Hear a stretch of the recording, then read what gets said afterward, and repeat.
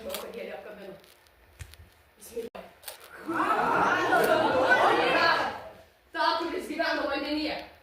Narcizas nebuvo savimyla. Tu tiesiog per daug viską išvedžioji.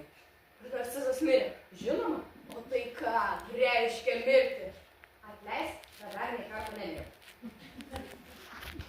Auklėtai. O jūs mane mylite? Jau tu visai nusišneki, kaip dabar.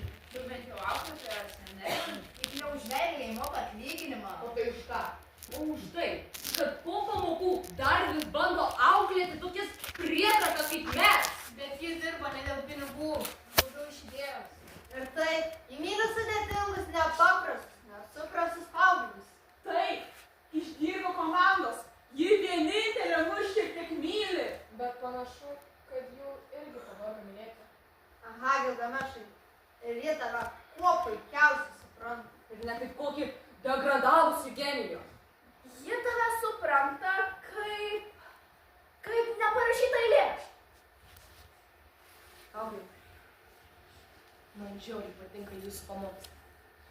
Ypač tada, kai savo manus įterpia kažkokių gerų citatų iš grožinės literatūros labai.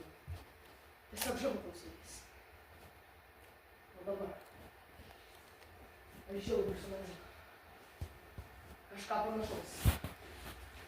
Išgirsti. Ne.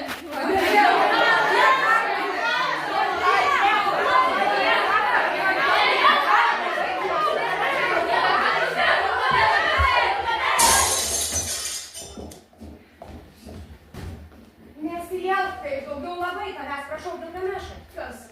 Aš nieko nepadariau. Juk tai tu paleidai akmenį iš šviestuvą mokyklos kieme. Kas sakė? Kas matė? Niekas nieko negalėjo matyti.